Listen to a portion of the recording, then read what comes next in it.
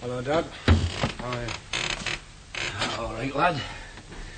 How's your mother? I haven't been up yet. Auntie Beata's up there with her. She said Mother's been asleep since 2. We just got here an hour ago. Doctor says she won't last weekend out. That's why I sent for you and Edgar. Him and Margaret ought to be here by now. Dad, this is Gillian. You did get my letter, didn't you? I did and all. How do you do, love? When you getting married, then? As soon as the divorce is final, it should be through in about a month. Yes, a right kettle of fish, and no mistake. We're both glad about the baby, Mr. Crowther. I should think you are, and all of... Then there's Margaret, that's his brother's wife. Margaret told me them two of hers were what she called a planned family. Well, if yon's a planned family, give me an honest-to-God accident any time. Come on, sit you down, love, sit down. I'll just go get washed and out of my muck. And don't you fret yourself. You're right welcome here. I wouldn't have thought it could be as nice as that about it. I thought I'd have felt ashamed. I don't. Well, he likes you. In a way, I wish I'd known your wife. How can they help making comparisons? And it's a bad start like this. Did she get on well with him? Don't let's start worrying about Janet. I wonder what he thought about you marrying a rich and elegant woman like Janet.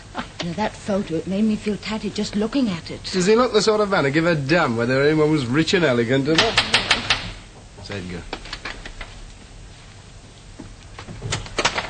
Mother still? Yes, she's asleep. Oh, so you see that bloody garage one of these days? We had a puncture outside Doncaster. When I got the spare out, and I've had to listen to a lecture on the idleness of the modern workman for the last 20 miles. How are you, darling? Where's Father? He's just getting washed. Margaret, Edgar, this is Gillian Moore. Hello, Gillian. Richard rang me to say that he was bringing you with him. You never told me you said that. Well, I had no intention of listening to you whittering on for 5 hours in the car. I told you when Janet started the divorce, I had no intention of meeting a new girlfriend. What you do with your life's your own affair. But what you do with his life is your affair, isn't it, darling? Now, you keep out of this, Margaret. When Richard asked me to come, he told me what you'd say. You've said it now, and I don't mind it as much as I expected, but I think it's like... I'm not attacking you personally. And who the hell are you attacking? Oh, never mind. How like you? You start moralising as soon as you get through the door. Do you think I was going to leave Gillian alone? 8 months pregnant? What the bloody hell's going on in here? Are you fratching before you got into the house? Father, we were terribly sorry to hear about Mother. Hi, Dad. Just how bad is she? About as bad as she could be, I'm sorry to have to say, lad. Doctor come before I went to work this morning and... You mean to say you've been to work? Why? She didn't go get my brass sitting on my backside, did it? What, with my mother dangerously ill? Well, don't let it turn his stomach, will you, laddie? Hey, I haven't been working for my son, you know. I've been working for taxman. I give up. Nay, I never give up, lad. You'll have been introduced to Gillian, have you? It's not what you might call planned, but it's going to be all right. Oh, what's up with it? Has she lost a shilling and found a tanner, or what? Well, they'd best come up now. You hear what your Auntie Beatty says?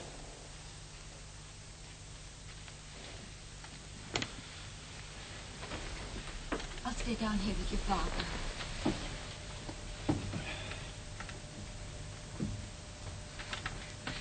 Aunt Beatty said she left you some dinner in the oven. Would you like me to put it out for you? Nah, I don't know as I feel like eating out, love, thank you. It did no but stick in my gullet. Is there any tea, pot? I don't think it'll be very warm. I'll make some fresh anyway. Oh, that'll do me. Don't you trouble yourself. That's a sup it, as long as it's non-stew. You don't mind my coming up with Richard, do you, Mr. Crowther? Mind? Why should I mind?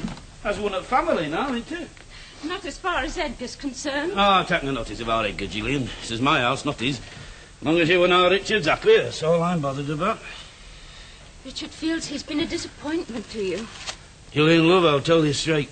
When him and Janet got wed, we wondered if they'd ever make a go on it. He seemed to spend too much time traipsing round the world on her money. Should have stuck to his independence from the start. And all that painting and writing and no come on it. He painted yon picture out at Mantle, one on his fist. Do you like it? Mother does. But I don't know. I've never seen flowers like them in nature, my son. Yon looks like some cat's thrown up. Well, that's what Richard thinks now. Oh, aye, now. Thought it were a masterpiece then. Don't ask me, though, love. It's his mother has an eye for colour, not me. I wish I'd been able to know Mrs. Crowther. I wish you had, love. But you've come too late. Have you thought about what you're going to do? What does'll do? Well, it's just that Richard says that you're due to retire in 6 months. No, I've been studying about it. Hey, would you like to see what British Railways has given me for 45 years hard labour? 45? Aye. I went on London, Midland and Scottish at year dot. Oh. Here. Yeah. What's the thing of that then, eh?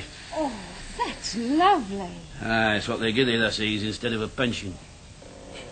Solid gold, silver plated, tin. Oh, no. That's the inscription on back. To Wilf from Brian. Brian. Sir Brian. He's got way of all flesh now, hasn't he? Hey, a copy then, isn't it?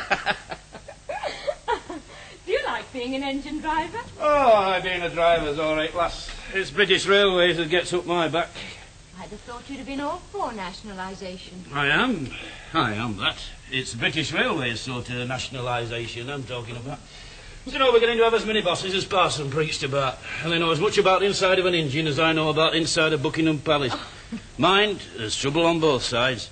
We don't seem to get sort of young lads firing as we used to. Good uns won't come. Not that railway. I've always wanted to go on an engine. Oh, don't footplate. I'd soon change their mind if I travelled a few mile tender first. Especially on some of the toll rattlers we get nowadays. Do you know what they call me down at Sheds? The poet driver. Oh, why do they call you that? Well, you see, whenever you take an engine back, you've got to put in a report card, like if there's aught wrong with it, for fitters, you know. And I always like to put down something that'll give them food for thought. I take this one last week. Fair shook us insides up it did, so I'll put down on this here card, this engine has square wheels and oval axle boxes. Huh? You should have seen Gaffer's face. You'd best go up now, Wilf, lad.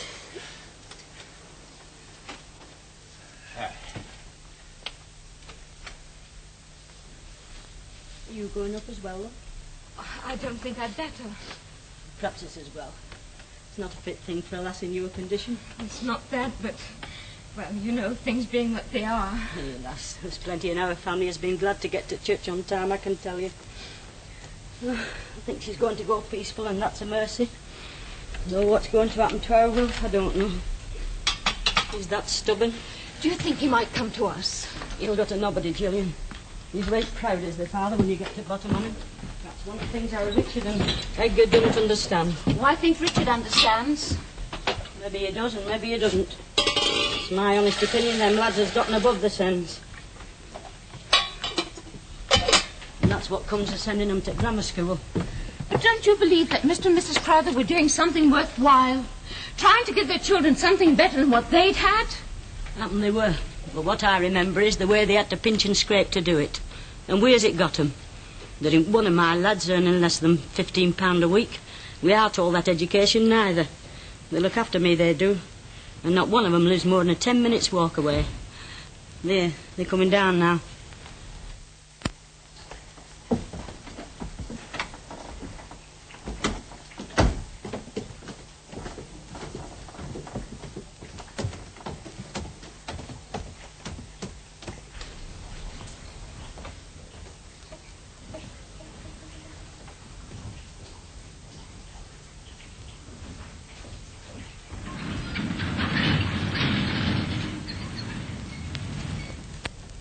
What gets me is that you should bring Gillian with you. We could have done without that.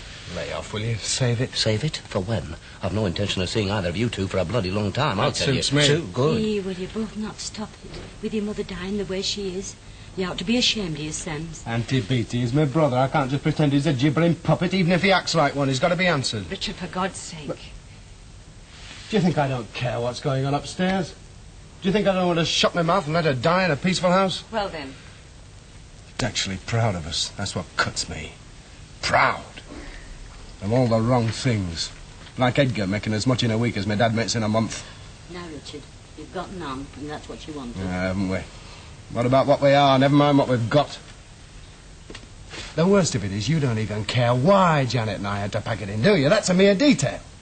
Well, you know, You do live in a world where some people marry the wrong people, where some people sleep together before they're married and all the rest of it. Look, I do know it's wrong to marry a woman who loves and trusts you, then drink yourself silly, get off with other women so that she can't stand you anymore. Oh, Edgar. Go and ask him. Ask Gillian. I expect she knows as well as I do. See, Auntie Beattie, Edgar married someone who loves and trusts him, and he wouldn't have a divorce, not if they were tearing each other's hearts Now, out. just a minute, Richard. I don't suppose you are. I hope you never do either. If you ever had to tell Edgar he was driving you around the bend, he'd tell you to take up a foreign language. I think this has gone far enough. The dream in the great middle-class dream is stop Edgar. it. Ah, that's the irony of it. If only my mother and dad could see it. To educate us, you see. So we'd be richer than they are. In every sense of the word, richer. I wonder if we haven't become the image of everything they lack the insight to despise. I thought we'd get around to class talk before It's it finished. more than that. Is it? What about the great working class dream, eh? What about all that fame as the Spurs stuff? This table. I've spent some hours of agony here, I can tell you. And if you let up for a minute, must get on with thy homework if thou wants to make out of this end. You don't think my father thought he was bringing up two future intellectuals for the Labour Party, do you? It was brass. Anyway, the sort of socialism he went in for is as dead as a dodo.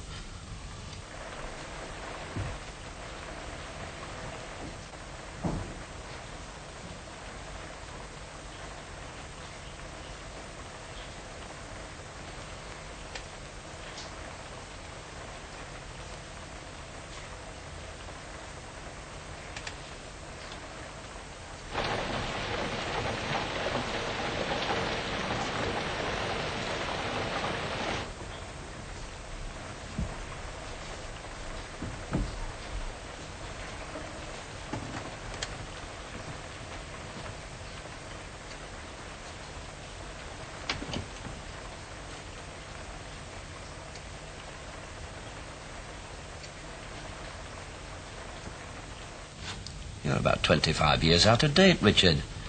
Your so-called working classes want things like everybody else. And in those days, socialism. Hey, you know what it really boiled down to with people like my father?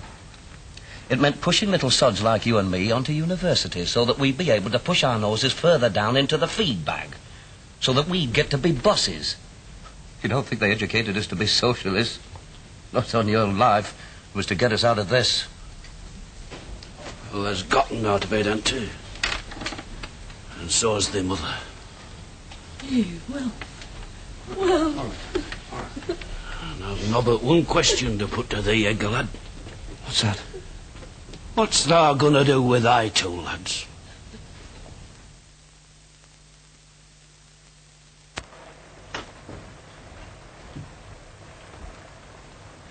I hope you don't mind sharing a bed with me. I snore. It's Edgar who's going to mind, isn't it? Oh, he's long past caring. But I thought... Oh, don't mind me, darling. Anyway, you'll soon find out about Edgar. When a situation makes him angry, it's usually because it's one he knows he's got to accept. Have he and Richard always quarrelled like this, or is it only because of me? Oh, as far as I can make out, they've quarrelled ever since they could split. For the last 10 years, it's mostly been about politics. Mutual insults are all they've got left to show that they're still fond of one another. Well, if they're both sleeping downstairs tonight, I hope they don't get onto either me or politics. Believe it or not, Edgar was practically a communist when I first met him. We were in our first year at college. That was in 1938. In those days, if you weren't on the left, it meant you were probably psychotic or something. He's changed quite a bit as your future brother-in-law. How old are you, Gillian? 23. I'm afraid I'm not very up in politics myself. But you're on Richard's side, aren't you? Oh, yes, I am. I never thought I'd marry as young as I did. I wanted a first in history and a career. Well, I got the first. And then I married Edgar. I was full of ideas about, you know, an intellectual life. Plays and books and music. All that. Then came the war. And the children. I often wonder if it could have been so important to me if I could let it go so easily. Oh, I make resolutions, you know. I go to the library and get a stack of books out and never look at them from one day to the next. God, I must be boring your head off. Oh, do you come from a working-class family? No. My father was a bank manager, true blue. You know, what I don't understand is why Edgar should have changed so much. I mean, from the way he talks now. Oh, I understand it, believe me. Wanting a different kind of world requires too much mental effort. You end up with a mortgage and a seed catalogue and a suspicion that maybe murderers ought to be hanged. We did. Well, people like Mr. Crowther don't change. Well, that's because they never get the chance. They stay simple and ignorant of how everything else has changed. So you agree with Edgar, really? Oh, I don't know who the hell I agree with. I'm past it. But you must admit, Father is just a wee bit how green with my valet.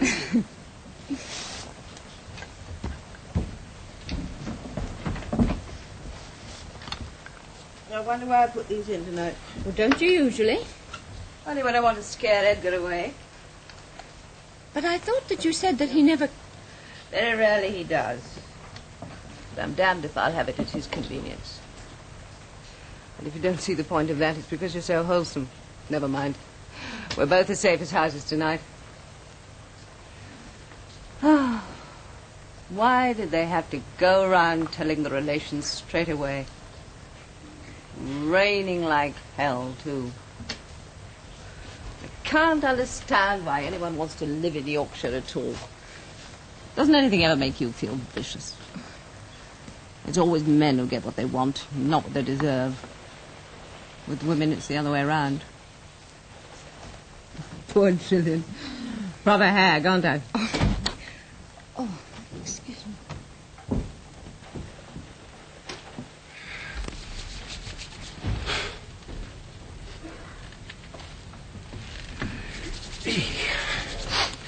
I'm going to take these boots off in just 5 minutes. When your Auntie Mary gets on talking, she's like a gramophone with needles stuck. I thought I heard the front door. Well, would you like something to eat? You know, I think I could manage a bit of something now, love. My stomach thinks my throat's cut. There's some goddamn in pantry. Let's have a sandwich, love, shall we? Margaret's gone to bed. Aunt Alec coming yet? No. She seems a right grand lass, Richard. Seems to me no's gone right for the lad up till now, one road and another. Well, sometime I'll tell you how it went wrong between Janet and me. Nah, I'm not looking for explanations. No, but it looked as if they were never going to settle down. Never wanted to. Oh, I'm getting the hang of the idea now. What's become of the painting and the writing? Pretty well given that up. I never seem to be able to finish anything. Takes time, lad, like Otis was doing. It's not that, Dad. I've no talent. That bloody thing ought to come down as well. Mother loved that picture. It ought to come down, though. Not before your mother's buried.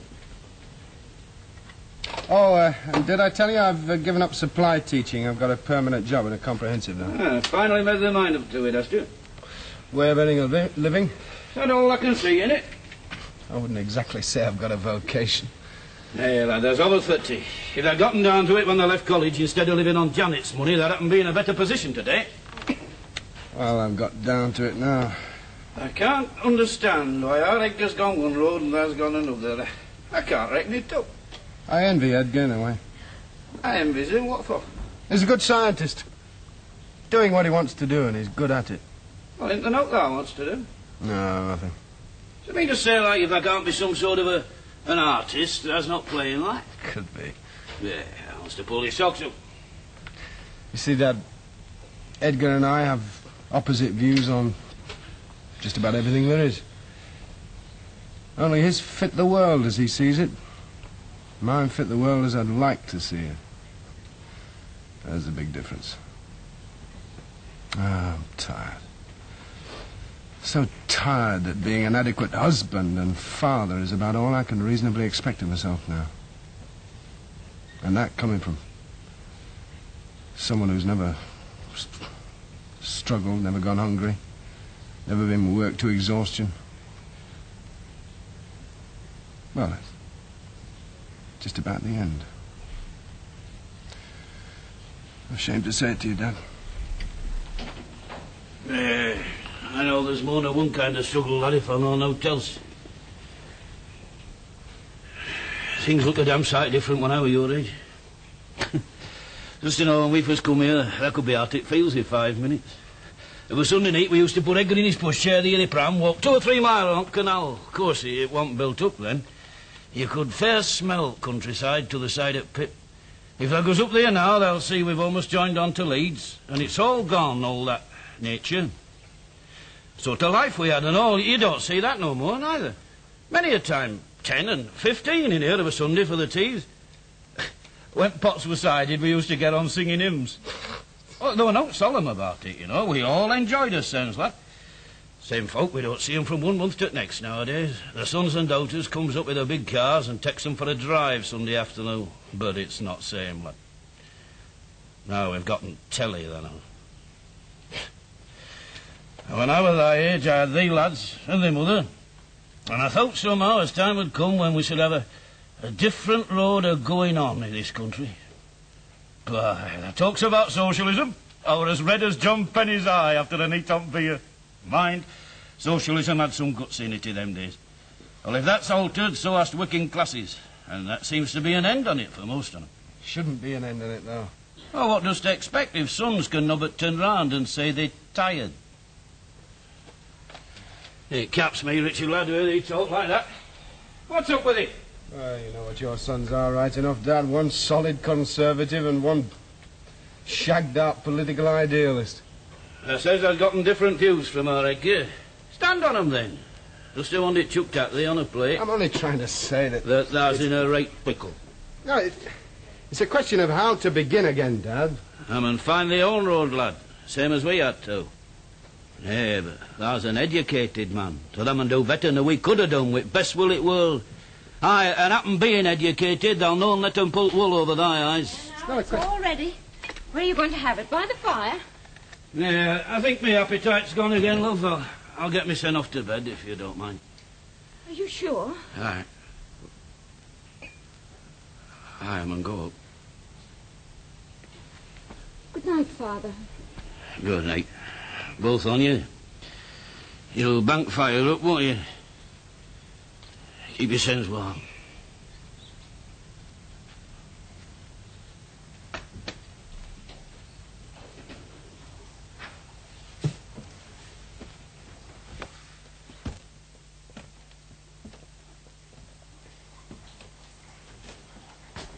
You haven't been upsetting him, have you, Richard? I don't know. I suppose I have. I didn't mean to. We weren't arguing or anything. I was just telling him how I felt, you know, about... Yes, well, what about how he feels? I don't know. He's vulnerable now. He's really expected quite a lot from you and Edgar, hasn't he? Yes, he has. Did you know? Well, I haven't really spoken to him for years, not till tonight. Hadn't you better be going to bed yourself? Oh, I expect so. Oh, the baby feels like a lead weight tonight. Oh, Richard, that room where your father's sleeping, did it used to be yours? Mine and Edgar's, why? I had to go in for some sheets. I found this. Remember, you told me. That chest of drawers. Yes. I thought he'd been cremated a long time ago. I brought him down to keep you company, to make up for me. Here.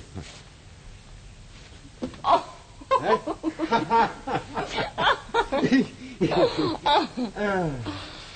Oh, I suppose I'd better go to bed.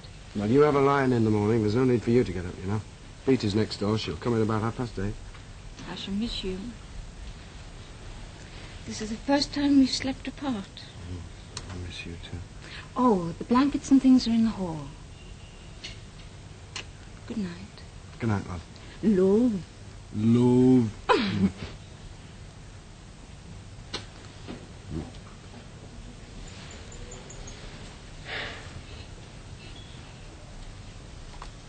Night, night.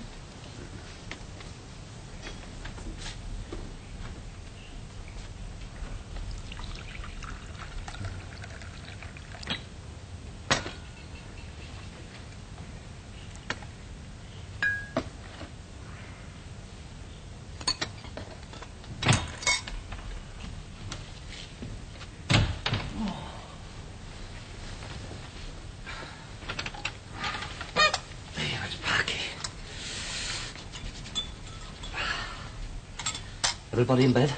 Yeah. How did my Auntie Mary take it? Tearfully. Slightly predatory, too. Wasn't he? Yes, please. Why predatory? That ring my grandmother gave my mother. My Auntie Mary's been after that for years. Have a sandwich. You don't spare anybody, do you? Well, how does yours go, then? Uncle George's a bit senile, isn't he? You haven't a clue who I was talking about. Still, the poor old sod's nearly 73.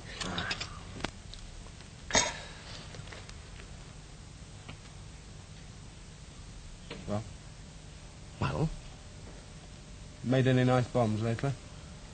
I must say, you managed to turn my mother's death into a memorable occasion. Which it otherwise wouldn't have been, would it? Now, look here, Richard. All right, no. Come on. We'll have a truce. An armed truce. Well, I'm perfectly willing to set aside any Oh, don't differences. set anything aside, lad. Just shut up and help me make the beds. You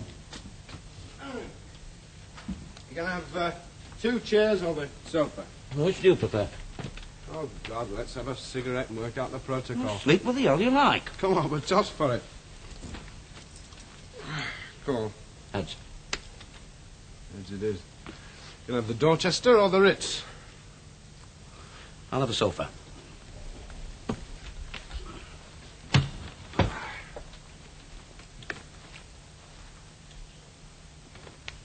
Well, come on, let's have didn't it and know. wake up, eh? Here, come, give it to me. This time. Give it to me. Hey, Nurse Crowther, you mustn't lose your temper.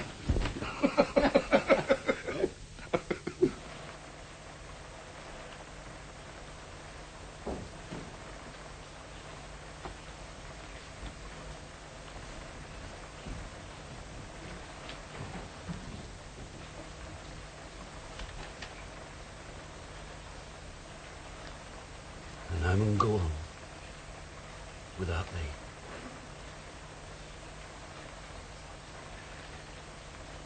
Did they please you, Alice?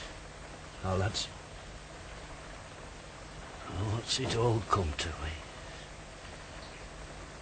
I wished I were dead, Miss Anthony. Never wished that afore in all my life. Never. They frighten me, lass. The way they go on at one another, it makes me shiver. Yeah. I wish it had been me to go. It's worse losing their mother.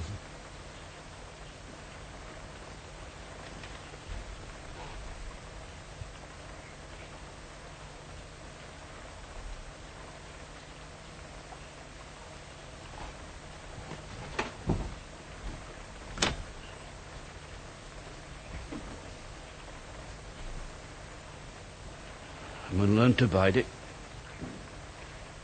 We all mun.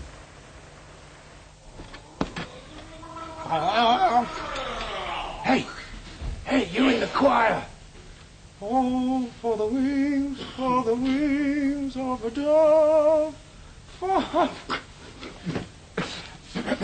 You remember that time Billy Monk was thumping the organ and he stopped just around that top C? You burst into tears, didn't you? And the organ went on groaning like a great dinosaur breaking wind. Bill. He's killed in Cyprus. Yes, well, if he'd taken a strong line at Cyprus... Oh, come off it. I just finished at Leeds Art School when they called him up. And being an artist, you see, they had him painting signs in Greek for the troops to display, like disperse or we fire. Well, Bill was on the Cypriot side from the start, so he painted them as small as he could. So one morning they were called out to break up a demonstration. Of course, they couldn't read the signs, and the shooting broke out. He was killed. Brutal comedies of war, don't you know? I thought we were supposed to have a truce. Oh, don't mind me. I get carried away. That's all old hat now, I suppose. Hey, what the hell's that? Huh? Oh, on top of the clock.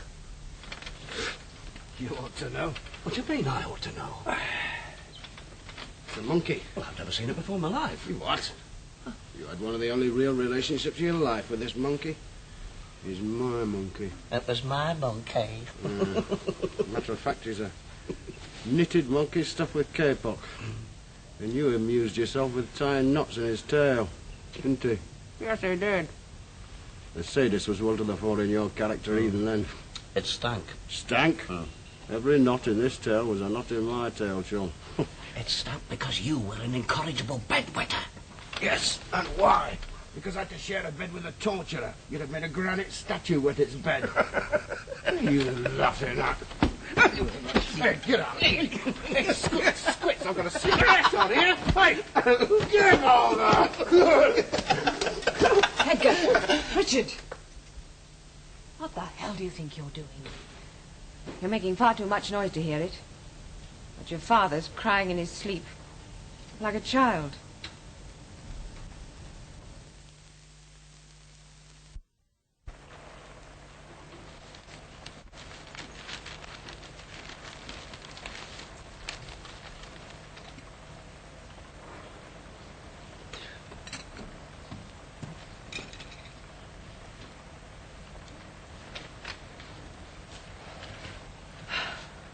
I have to make some fresh tea. Half full. It's cold.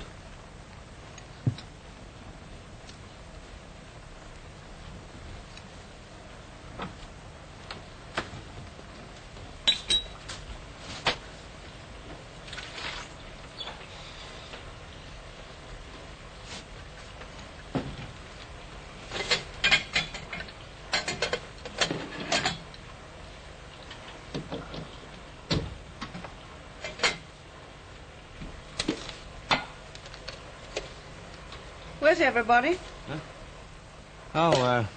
Richard and Gillian shopping. Aunt Beattie's next door. My father's gone to arrange about the funeral. Still raining.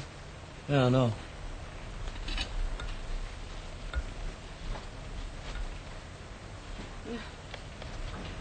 There's a dead bird in the gutter. Oh, Edgar, it's flattened out. It's not over. A lot you care. Well, I'm not the Lord God Almighty. I don't have the welfare of every single sparrow at heart. What are you going to do, report me to the police? Oh, go back to your crossword. A room with a view. One goods yard. Row of tarted up slums and about 500,000 chimneys. And Aunt Beattie says she wouldn't live anywhere else. Well, I don't suppose it's a view she's fond of. I've had 114 bands and they're in one of them mucking less more than... guts raising her family than you'll ever do with yours. All right, don't start prickling with local pride. If you want to see Aunt Beattie as a sort of provincial corn goddess, that's okay by me, but don't expect me to keep a straight face. I don't even know what a corn goddess is. No, you wouldn't, would you? I seem to have spent the whole night having nightmares. Gillian slept like a baby. We should have taken one of your pills. Do you know, Edgar, I believe if I woke up one morning and told you that I was dying, you'd say I should have taken one of my pills. There are two things wrong with you, Margaret. Anemia and constipation. Both are amenable to treatment. Pills. I better not start telling you what's wrong with you.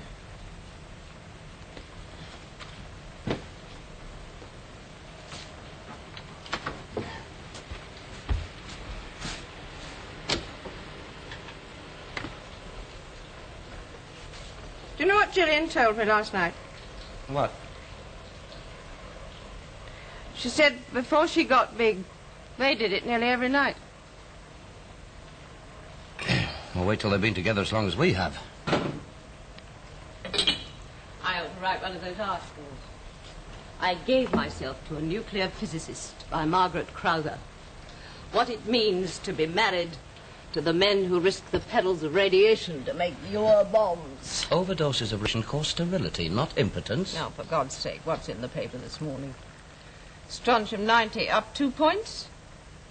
Fission products a steady fall. Very funny. Gillian's scared stiff she'll have a baby with 2 heads. I told her what you said about fallout hazards being exaggerated.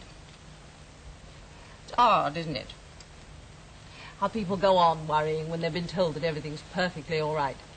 She says that Richard says... Richard is a vacillating idealist. He couldn't tell a neutron from a nappy. It's people like Richard that get themselves mixed up in these marches without knowing a damn thing about radiation except what they read in the weekly papers. I think Gillian's absolutely right for Richard. You know, when I met you, I thought it was terribly romantic, your being a scientist. All those test tubes. I haven't touched a test tube for years. Richard's a sort of everything monkey, isn't he?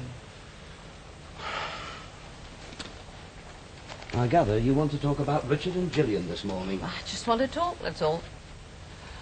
Sooner or later you've got to realise that there's no point in treating Gillian like a tart. Has it occurred to you that they show every side of being happy together? And has it occurred to you that so did Richard and Janet? He can't spend his life getting married and divorced and marrying his mistresses, can he? And don't tell me it's anything to do with being an artist. I don't think the work of art exists that was worth ruining anybody's life for. I wonder how Richard sees us. I don't give a damn. Then he ought to. Sometimes I feel as if I don't exist. Well, I can say there's a lot of evidence to the contrary. Something to do with Richard and Gillian together. They aren't all the things we are. Such as? Trivial. Absurd, really. We're absurd. Even you must have your dim suspicions. Over 40, married, 2 children, 3,000 a year. What about you? Well, for heaven's sake, what about me? I'm wondering if I could have been any different. What do we care about? What passionately concerns us? You sneer at Richard and the people that go on the bomb marches, but you're a smaller man for not even entertaining the idea. It hardly matters whether Richard's right or wrong. He and Gillian are a different kind. I want to know how it is. Why it is. Can you see what I'm trying to say? Yes, I can. You say that we are trivial, stunted and absurd. You know this, I don't. So in some peculiar way, that makes you one up. Now, Richard and Gillian are neither trivial, stunted nor absurd, so that makes them one up. Frankly, I haven't a clue what it all means. It must be the change of life. Damn you. Damn you.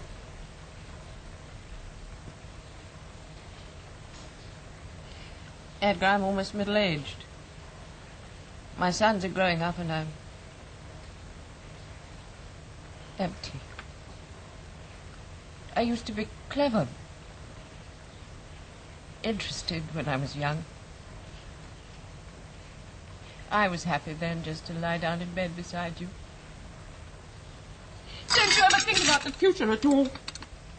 Another 20 years now, am I supposed to spend it grovelling in a rock garden and cutting sandwiches? Margaret, honestly, I had no idea you were so unhappy. Something I've never let into my mind until now. Well, I wouldn't have said we had so little. Then why do I feel we've so little?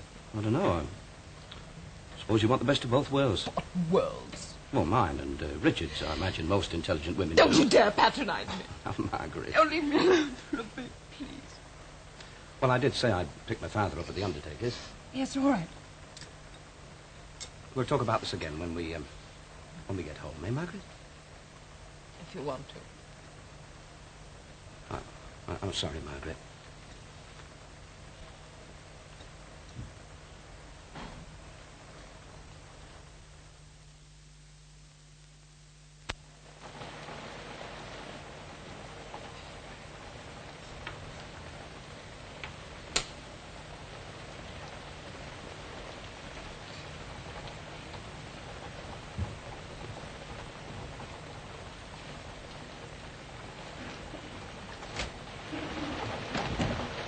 Now then, I've broke your cigs with sand this week. Hey, oh, poor Alice. Oh, what? I say, our Alice will not be bringing you your cigs no more. You understand enough to say. It was good of your Edgar to come and tell us last night. And that's sorry, Wilf. Hey, she used to bring me cigs every Saturday, come sunshine or snow. You come to the funeral then? Nay, lad, he's not fit to that nowhere. Where's our Alice? She's passed away, George, last night. Don't you remember our Edgar came to tell us? I don't care for you when you begin to lose track of yourself. Is it, Wilf? Aye. Oh, they wait till they qualifies for the old folks' club. Soon be their turn. We come here to do the nose. I've seen 3 on them day in front of yon fire. Not much in a place, is it? Not so bad when there's a few on 'em here. You get a bit of company, you know. He still plays his dominoes. Had your Edgar on last night? I know, George, and all that. Like a dog with 2 tails. What do you mean by that? On some stick, young'un. Don't take no notice on him. He don't half on what he's Hey, saying. what's up with our Edgar, then? They wants to take him out of yon school and put him down pit. Same with t'other. For wasting the time. Yeah, you're 30 years behind times, George.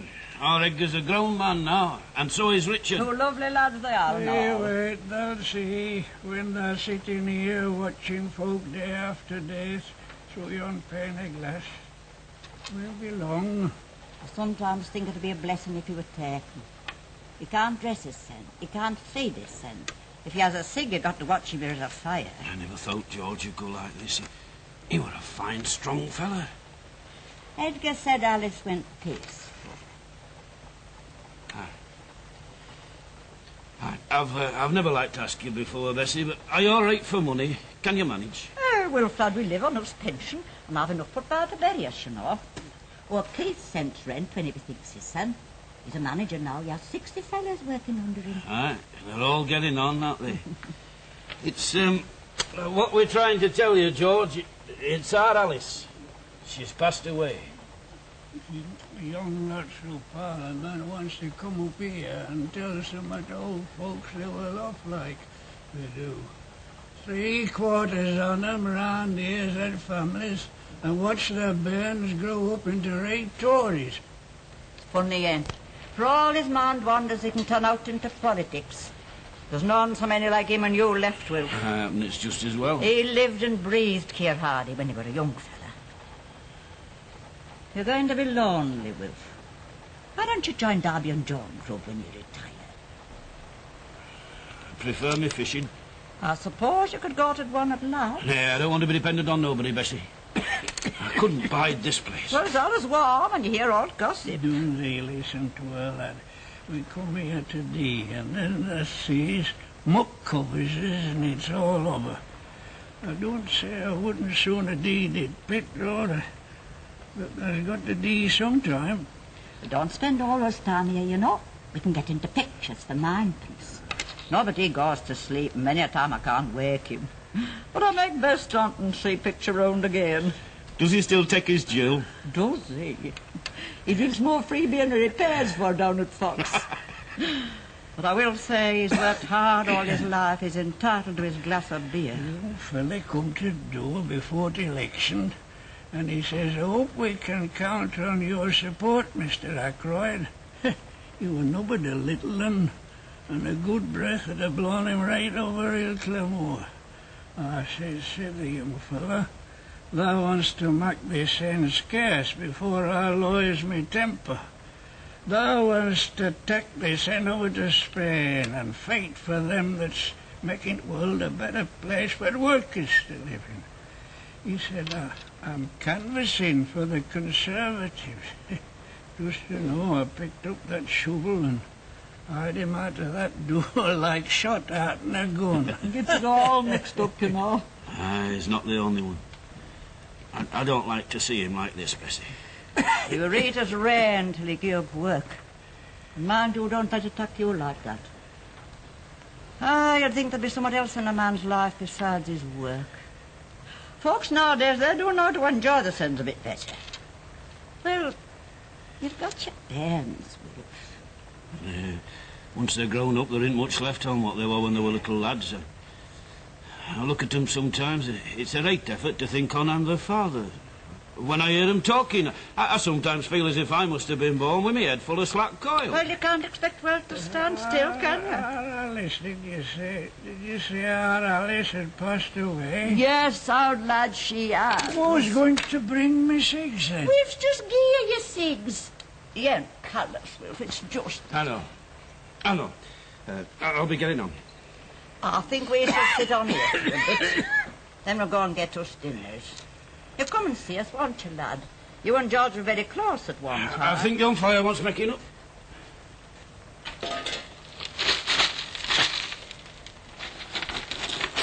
Hey, you think they'd give you some better coil?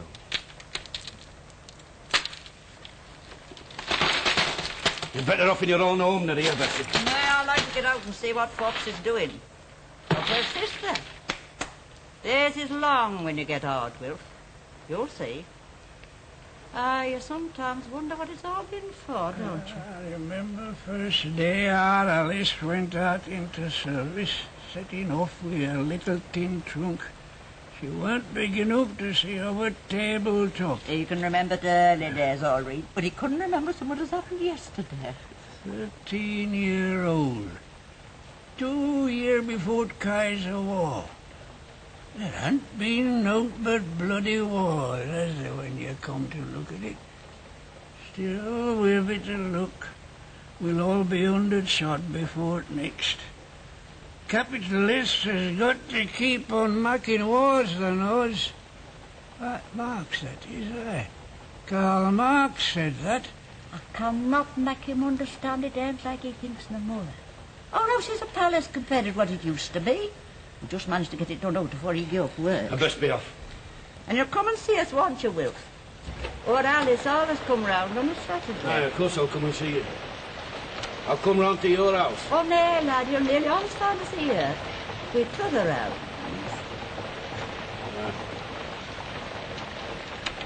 Well, I'll be seeing you. Aye, thou seest, if I last.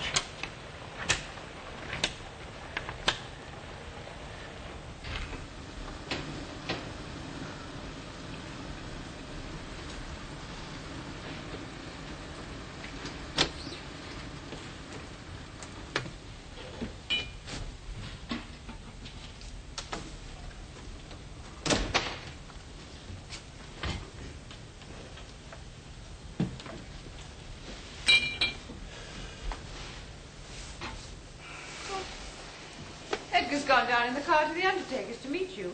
Oh, has he? I thought he wasn't coming, so I walked back. I called it old folks home to give Uncle George his weekly packet of cigs. Uncle George? Is he still alive? Aye. He's past it, though. To look at him now, you'd never think he were a right grand speaker at one time. He knew history of trade union movement backwards, did George. I shall always remember him, where he used to be. And one Saturday afternoon, I heard him heckling a fella at market, speaking on behalf of the Catholic Truth Society.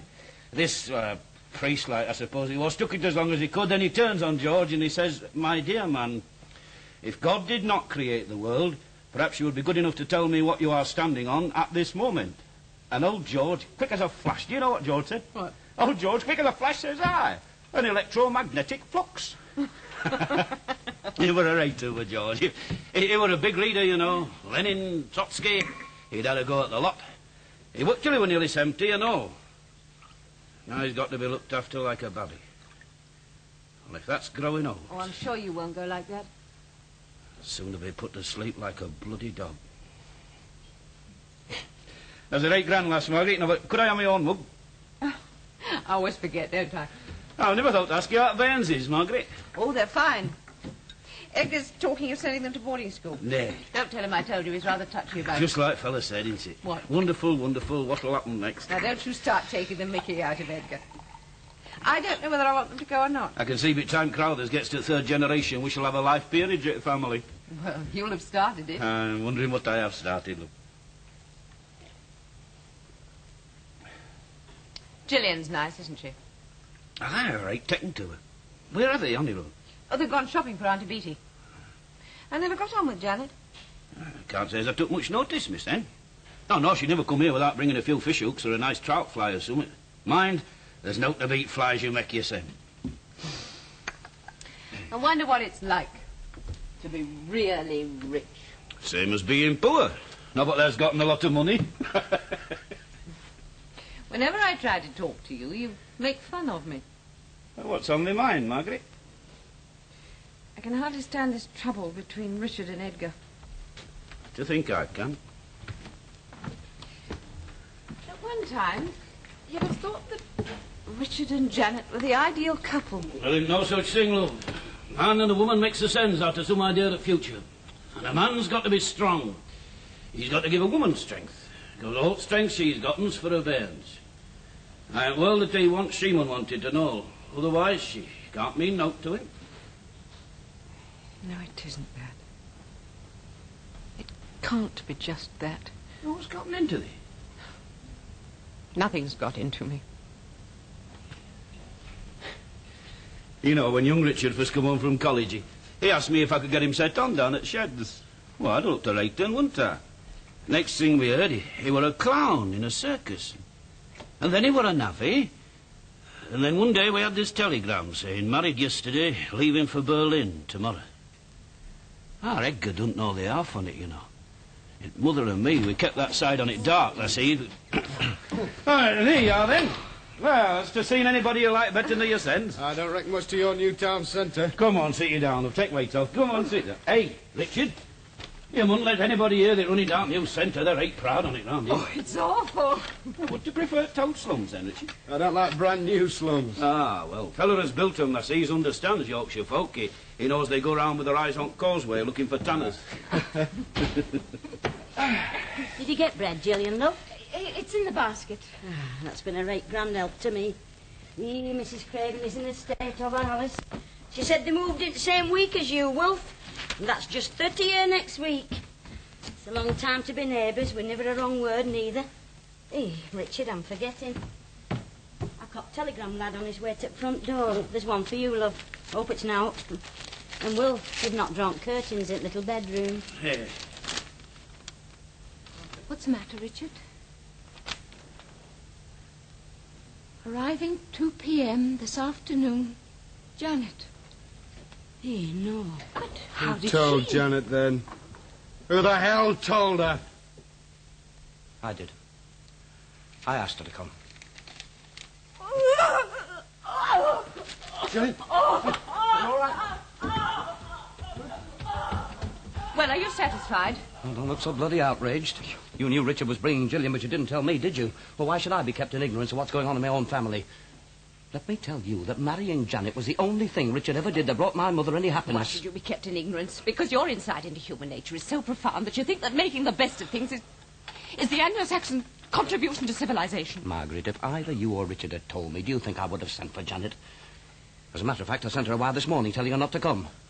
Not much hope of being in time, I know, Oh, but... sometimes you make me sick. What were you thinking of? A tender reconciliation under Gillian's nose? Edgar?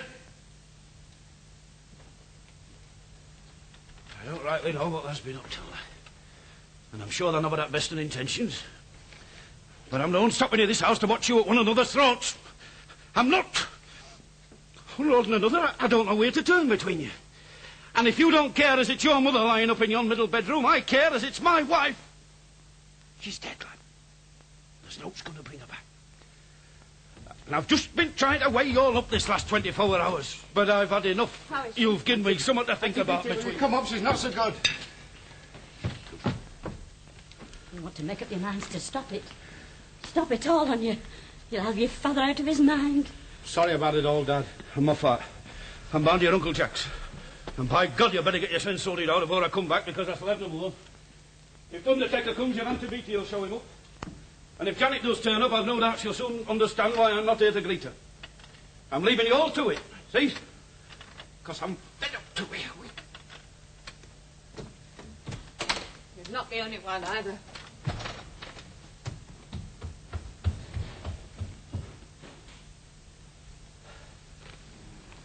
I wonder what it is about you that inspires Margaret's loyalty. Maybe she's taking a look at you and come out of the anaesthetic. Just exactly what do you mean by that? Oh, Edgar. Still wondering what it's all about, aren't you? Still haven't caught on yet, have you? Is this family life, chum? Oh, it's all so real. They're wasting their time making those documentaries about East End Teds. Showing them to the jaded middle class. They ought to film us and inflict that on the Teds.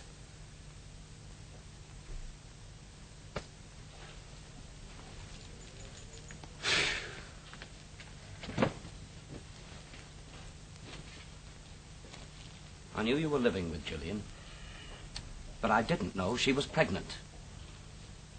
Whether you despise me for this or not, it's the sort of thing that does make a difference for me. I wanted it to make a difference yesterday, but I couldn't. You know, I just couldn't.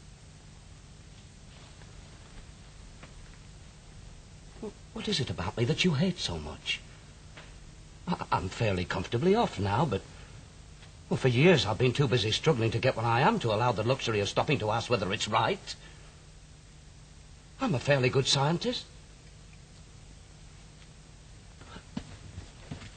I don't understand you. Nothing about you.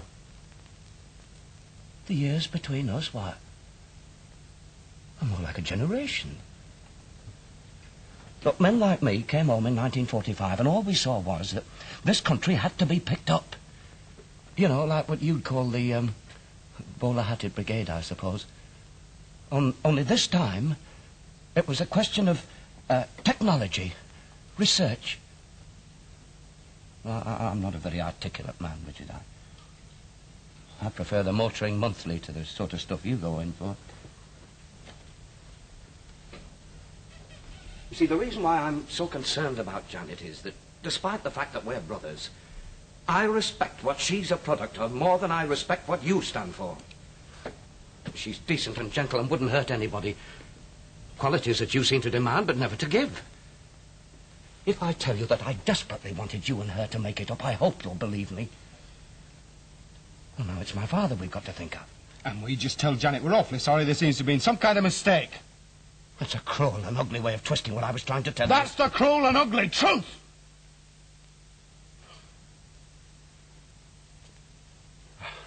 I'll go to the station and meet her. You know, when Margaret came in last night, I was ashamed, but... Well, I hardly know how to say this.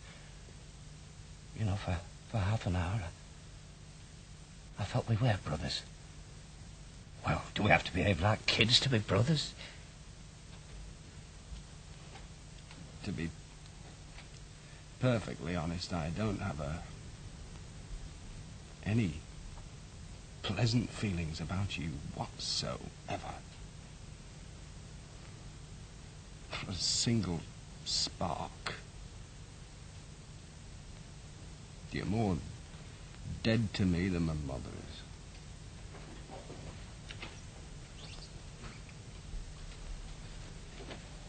is. You really mean to say that right at the heart of this for both of us, it's a political difference?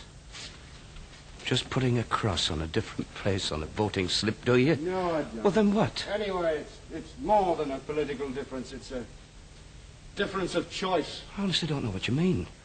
Well, we're exactly back where we started then, aren't we? Well, I'm going out for a bit. I love my dad as much as you do. But he was wrong. That's where the difference begins!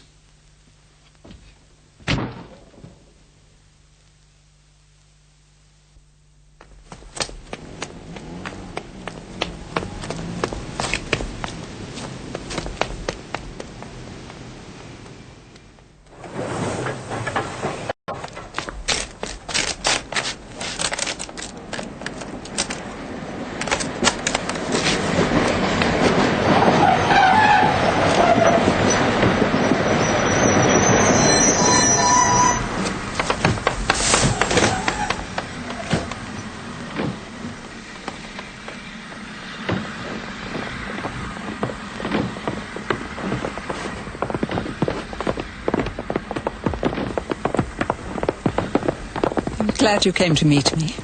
You shouldn't be here. How is your mother? She died last night. Look, you can't come to the house. Why not? Look, let's go to the buffet. We've got to talk.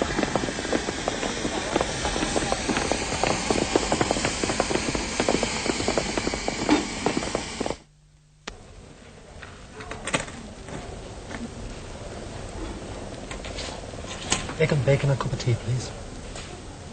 Oh, there doesn't seem to be any... I'll see if I can find some sugar. For God's sake, Richard, I'm not going to drink it.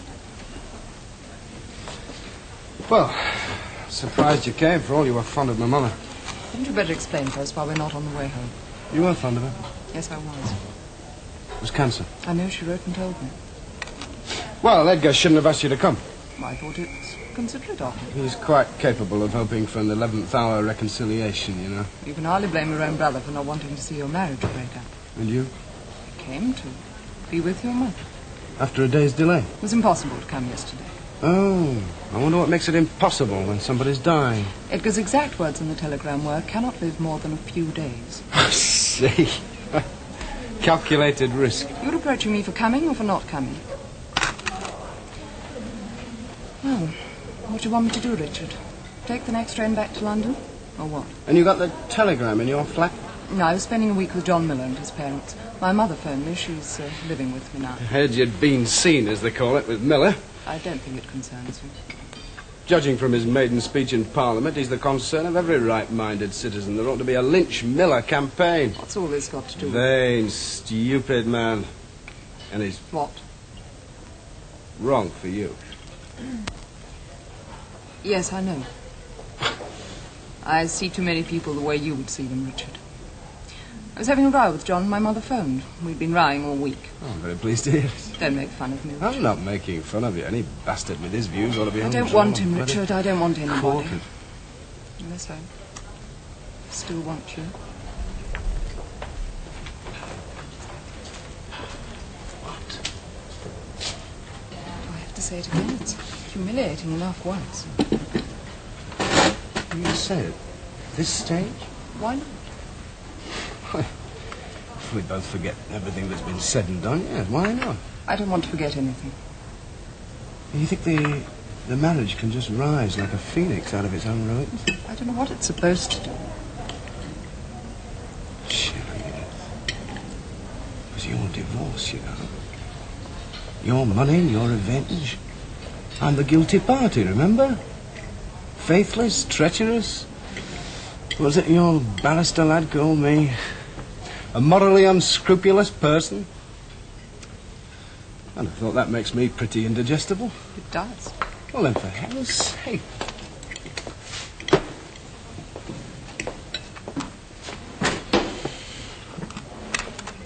You said you simply couldn't love me anymore. You couldn't love anyone you couldn't trust. Oh, apart from in court, I haven't seen you since. It's a bit late to be coming up with this, isn't it? No, it's all right. It seems to me now that if I hadn't been so obsessed with whether I could trust you, I wouldn't have lost you. Look, it's finished. You wanted to finish it, and you did. Well, can't we go home? I'd like to see your father. No, I brought Julian Moore with me. She's having a baby and we're getting married. See? Does she know all about what happened? Yes, I told her the facts, my interpretation of them. I tried to tell her your side of it as well. Did you tell her what happened in Mallorca? Yes. Yes, I said I decided to give up writing and I got drunk and you went out. When you came back that night, you found me in bed with the Spanish maid. I must say, it sounds a bit farcical in the retelling. Did you tell her the rest? That you couldn't stand my money, or my friends, or my family? That you thrived on my shame for everything I'd had, and you hadn't. You probably confined yourself to telling her I couldn't forgive you for not being a success. Well, that's true, isn't it? I just hope you don't wear her out expecting her to believe that coming from a working-class background is some kind of virtue in itself.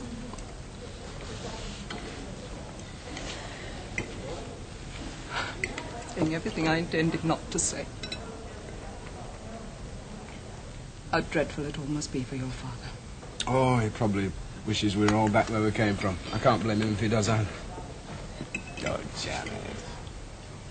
You know how I felt every time we went home. You made a damn sight more fuss about the gulf between you and your parents than I ever did.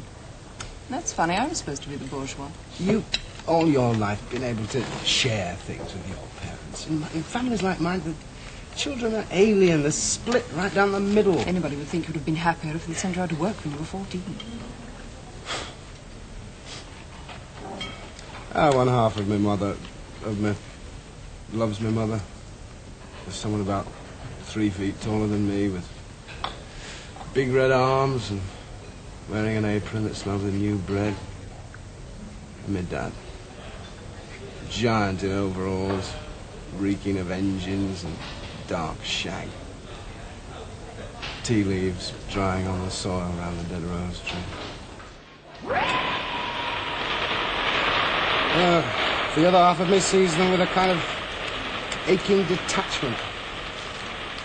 My mother worried about her homemade clothes on Edgar's convocation day. Saying now, Wilf, when my dad had a couple of cocktails at one of Margaret's parties. Well, to see you being nice to them was like watching a bloody duchess on a district visit.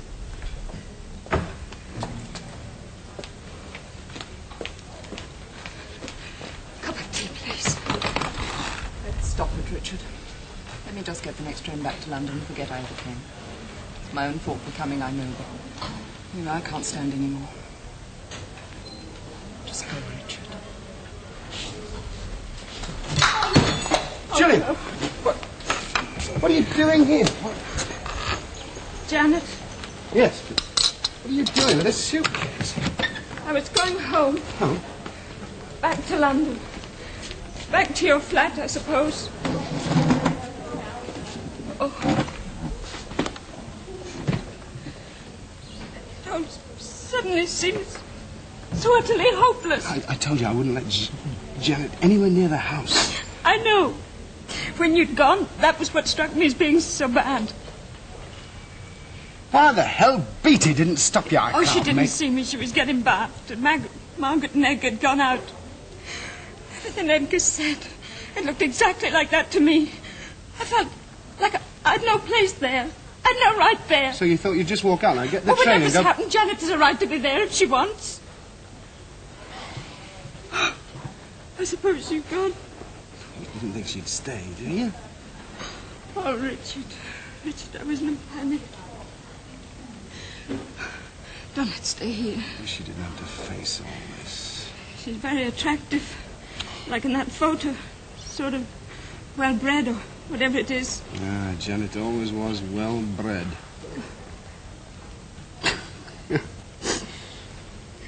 Feel all right now. Oh, Richard. I thought I was going to sick the baby up when I read that telegram. Don't let's stay here.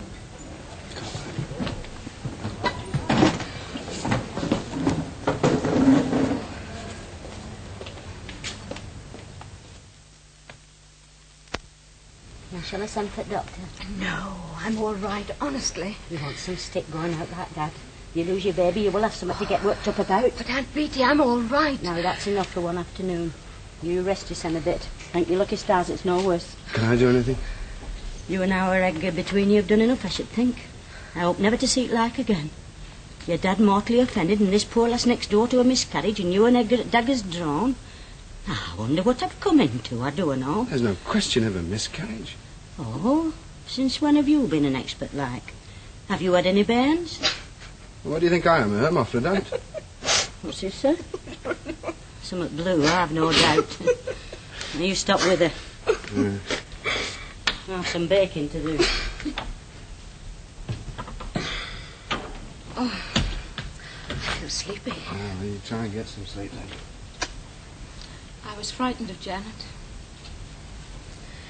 I know it isn't going to be easy for us, Richard. Yeah, I'll be daft. But I know it isn't. And I want to face it. Oh, not now. You get some sleep. Tell me a story. Why tell you a story? Tell it a story, then. Come on, you'll have to get into the habit sometime. It's a Bourdieu's habit. I don't care. All right, then, a story. All right, let's see. Yes, well, it was like this, you see. Once upon a time... Go on. Once upon a time, there was a little house. By a silver river with frogs sitting on lily pads. By a mucky canal full of dead dogs and illegal sewage. Oh, Richard, social realism for tiny tots. That's it. It was just at the end of the snicket that runs from the gasworks to the slaughterhouse. Oh. And in it, there lived a little person, a social realist. He was about 3 feet tall. He could use a knife and fork. And when the story begins, he'd just heard how the world was created from all the big people. And they said, in the beginning was Keir Hardie, and Keir Hardie was with God, and Keir Hardie practically was God. He didn't create the world, though. No, a devil created the world, a capitalist devil, who said, let there be factories, and there were factories. Let there be muck, and there was muck. Let there be brass, and there was brass. For some folk. All these big people had been working for this devil for as long as they could remember. Mostly for brass, but partly because the devil was a gentleman. And because he knew how to run the country. And like all the best devils, he got a lot of faces as well. He was on the council, he had a posh office at the pit, he owned the railways. He was on the school board of governors, he was a magistrate. Of course, he went to church, took the collection for the other God, you know, the one in the sky. But Mam and Grandma had a foot in both camps. They were sort of heretics. They knew the world ought to be like Keir Hardie, and Dad wanted it, but when they talked about when they'd been in service, they made it sound all right. All that lovely table linen, and that silver. And everybody knowed his place, even the master. When Dad heard them talking like that, he gritted his teeth and said, you wait till working classes take over whistle, wipers' noses on table linen. Dad. He wanted the people to own everything and everybody have an inside lav. He said that was socialism, in case you didn't know it. Well, what happened then? Well, then the little person gradually started working Dad's ideas out for himself. They'd got to get this devil out and put labour in. Get rid of all the old factories and the muck and share out the brass. Because this meant going to college, so you could meet the devil on his own terms. And so that you wouldn't have the sort of life that the big people had had. So eventually the little person grew up and went away and got educated and a lot of other things. Yeah, I so used to telling stories to a fetus. What's the matter, Richard? No. Makes a good fairy story. Now, that's part one. Part one's the best part. That's the ideological part. In part two, the devil changes his spots and everybody gets in a proper muddle. There's our Dad getting on in years, he can't get the hang of the changes. Sees the slums come down and the rocket sites go up. Get subsidised teeth and free glasses for reading. And a gold watch for devoted service. And the day comes when our Mam says, well, there's no getting away from it. We're better off now than we have been for many a long year. Practically all there is left to do is shout, where do we go from here? Where do we go when all the cities aren't fit to live in? When we've got everything to live with and nothing to live for? Where do we go when all the black men have got their independence and all the coolies are riding around in the bubble cars? When we're all fed and all inoculated and the life expectancy is raised to 150? Where do we go? It's the undertaker, Richard. The undertaker.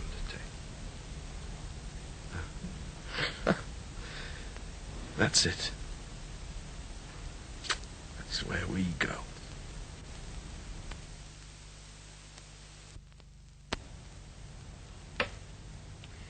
Their Uncle Fred and Auntie Mary will be coming, that makes 5.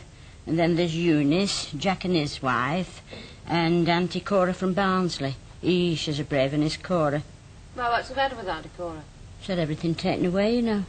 Everything? Yeah, it's wonderful what they can do nowadays. She went in Leeds Infirmary 10 weeks, and if she hadn't have gone when she did, she wouldn't have lived. Mind, some of these young doctors nowadays, they treat you like muck, don't they? I was saying to Mrs. Just how many are coming back here to tea after the funeral? Well, I make it 14, love, including Mrs. next door.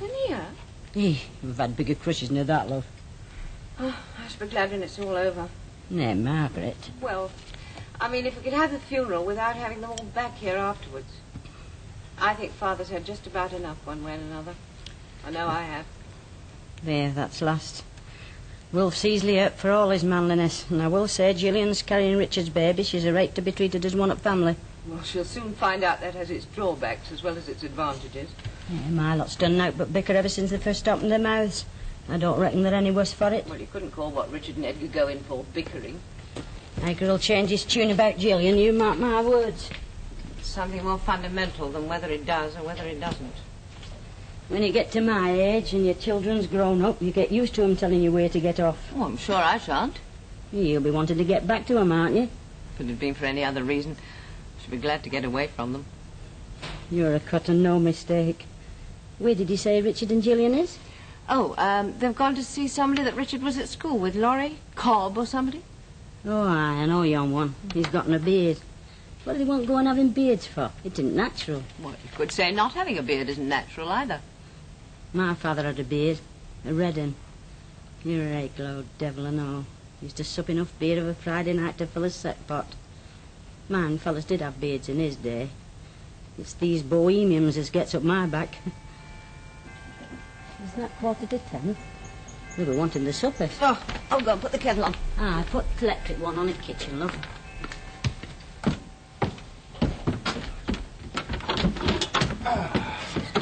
Oh, where's Gillian? She's at the fish and chip shop round the corner. Didn't you wait for her then? She's just same as I were when I were carrying out Percy. I used to fancy summer tonight, to have it there and then. You have to have waited, Richard. She's in the fish and chip shop. She hasn't entered for the Olympic Games. You've been in knife box and gotten sharp, haven't you? As a matter of fact, she wanted one herself. So I went round to the Fox and got a couple. Ah. I bought a stout for you and to beat it. Well, I wouldn't say no. Well, will you have it now? I think I will. I wouldn't dare with my fish and chips. Is Edgar back? No, I suppose he's still at Mrs. Ramsey's. Now, there's one as'll miss your mother and all. They shared a stall at Church Bazaar, you know. Good luck. Cheers.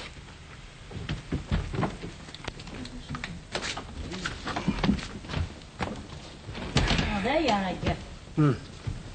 How did she take it then? Well, she knew it already. Heard it from Mrs. Brotherton in the town this afternoon. All the news travels fast in these parts. They're banging out on dustbins in backyards.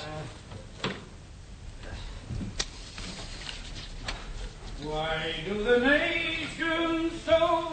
Hey, Oh, dear.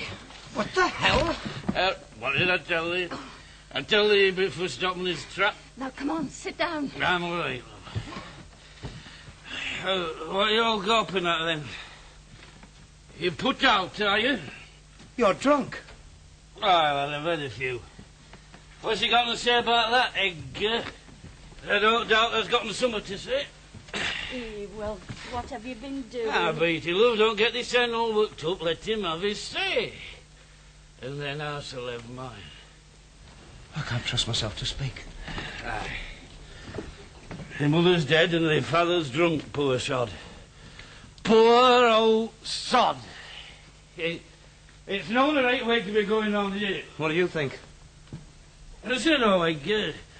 I don't know as there's ever asked me what I think in life of her. You think you ought to go to bed, Dad? Well, you know, I one at a time, He's not in a fit condition to reason with. That's no but an excuse for not speaking their mind. No, he's not going to speak against his father, will? Indeed, you don't want to speak for him, my lad.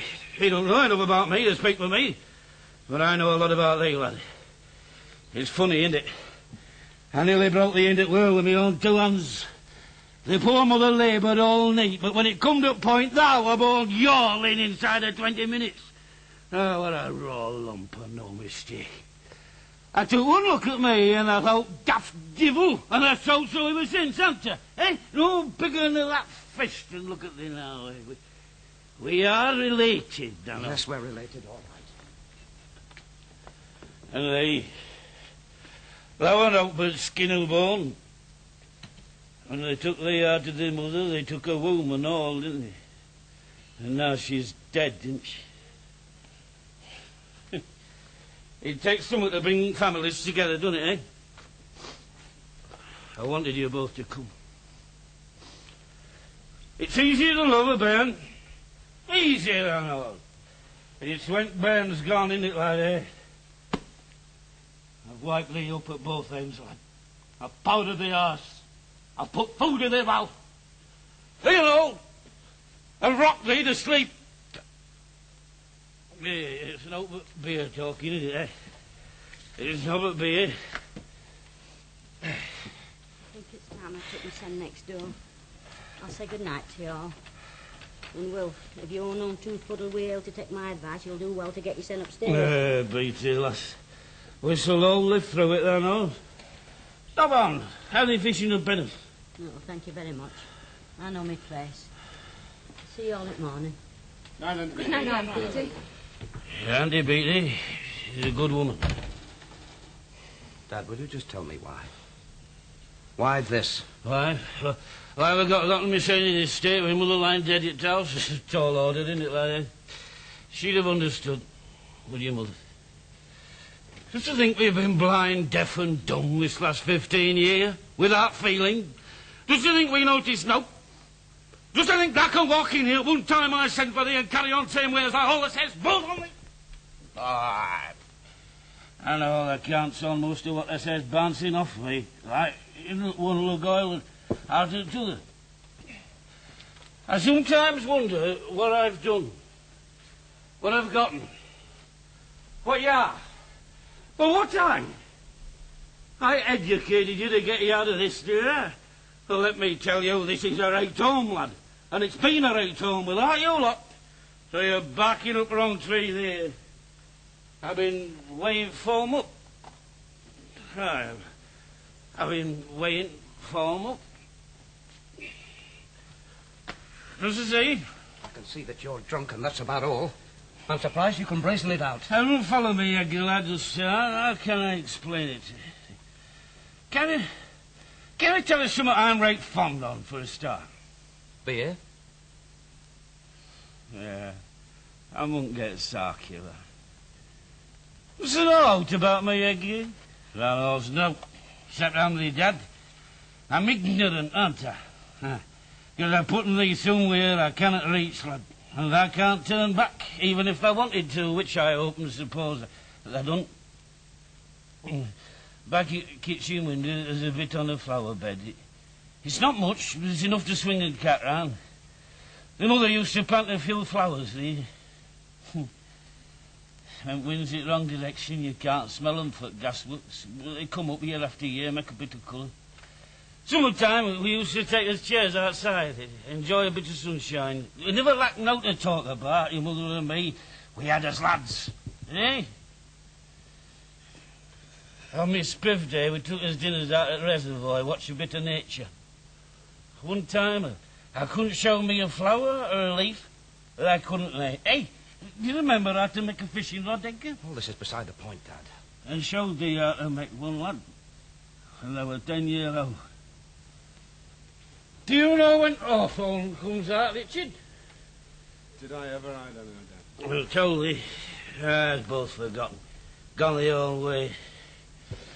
Only, I sometimes think there's two things we had to give you. You've left them behind.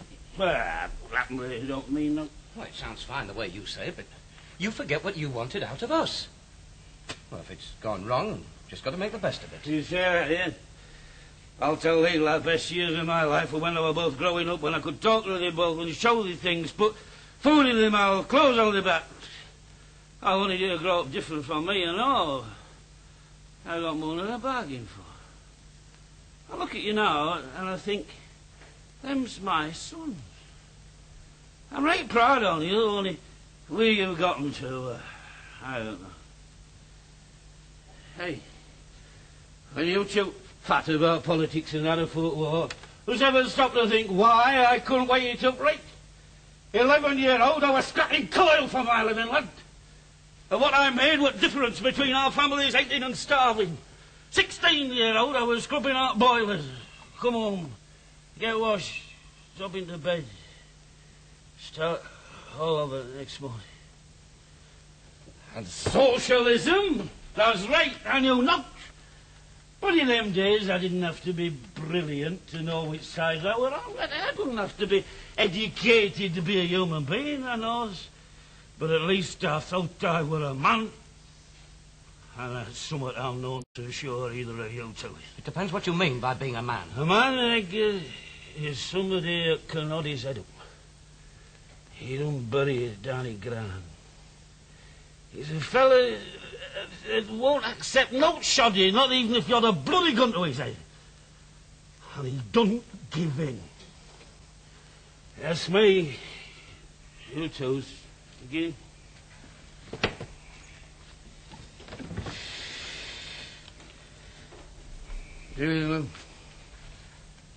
Take it. Hear it burn when it's old enough to appreciate it. Go on, take it. You don't bite it. You know I can't. Why not? Oh, go on, Dad, put it back. It's yours. You know none of us could take it.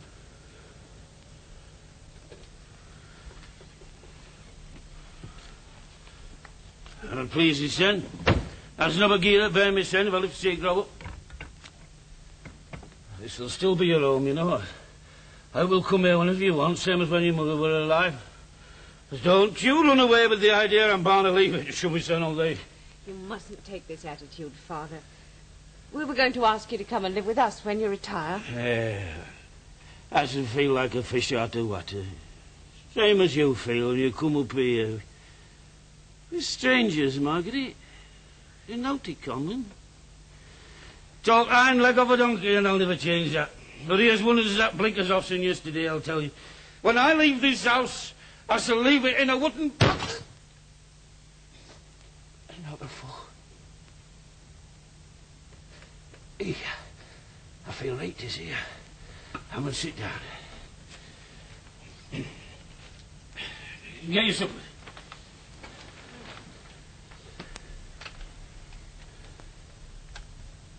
Is it my fault we've nothing in common? Is it Margaret's?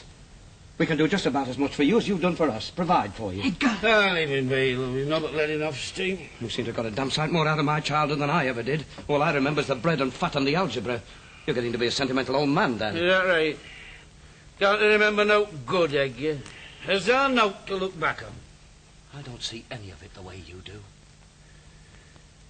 I can remember lots of days when, if you want to know, when you went to work with meat in your sandwiches and Richard and me had meat for us dinners and I know for a fact that my mother set down to potatoes when we'd gone, but what about her?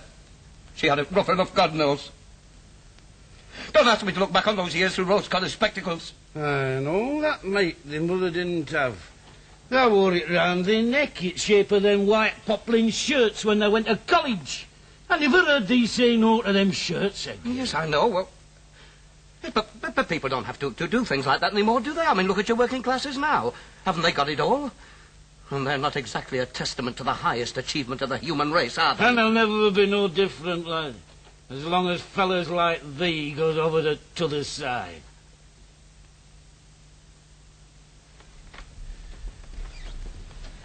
What's you doing now? I'm going out. And I'm staying out till you've gone to bed. I'll tell you, Dad, you're no more plausible when you're drunk than you are when you're sober. Sit thee down. I'll get me some. When you came lurching in here tonight, I was ashamed and embarrassed to look at you. Not because you got drunk, but because you got drunk when you did. The only thing you had left, as far as I was concerned, was your dignity. Now you haven't even got that. For God's sake, go out then. Get out! Don't you talk like that to me. Are you going or not? Damn you, shut up! Will you stop it? If you don't, I'll not bite you in my house. I will not have you another night. I'll see you in hell first. Both of you.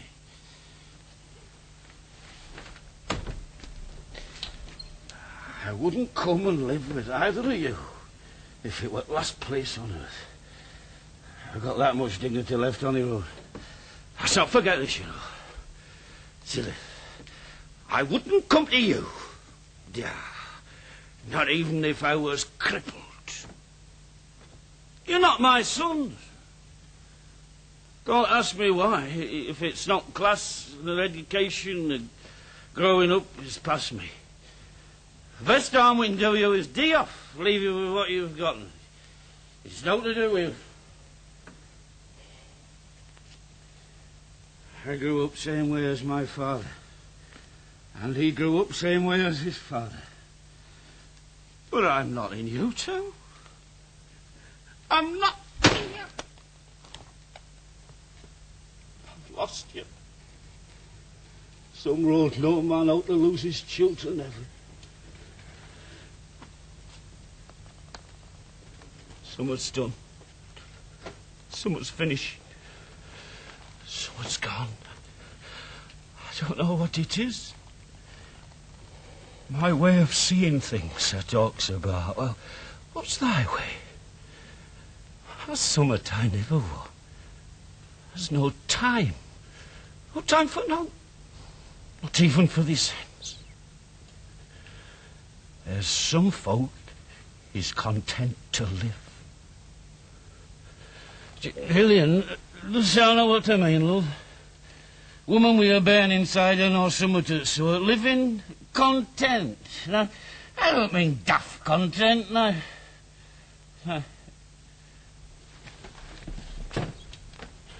Silly. Good yard, work it out for this end. Average and I 50 hours a week, 45 year. How much time does that make? I know every siding and signal, every permanent way over the county. I've gotten as far as I can go. Happen to know no more for all that. But can't you see now what I wanted for you too? I'm dumb. Does you think I never wanted to say out? My head's empty, lad. Does you think I never wanted to fill it? And I waited for you to grow up and make it right.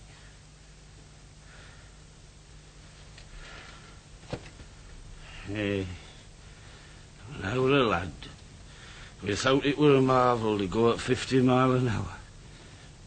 Now they're bound at moon. Has left us old uns behind writing. But I can fire an engine and drive it. I can cop a pike with a spinner. My eyes is going now, I know, but I can nick a rabbit at 20 yard with yon old catapult from footplate. But that's not good enough, is it? It's no dignity thou Mrs. Edgar, lad. It's knowing I've got no place in thy world, and if thou's embarrassed and ashamed, it's because thou knows there's no between thee and me. Dost even know what I like to eat, lad? What time I get myself off to work each morning? They're putting me at old men's link. Does you know what that means? Soft jobs for them at time's nearly up. And I still doesn't know why I went on beer tonight. It's gotten as far away from me, lad, as if I'd gone up in one of them there Sputnik. But I were fond of thee, mother. I know. But anyway, I wish I'd been able to do everything I wanted. No, but there's tumult somewhere between what our Edgar's gotten and glory, and ain't there note left to paint like? Note left to write about? Or what? I mustn't spend the whole life doing something I cannot buy. I mustn't. He said last night, as being husband and father, is about all he's capable on. Well, that man be a start. Wouldn't it?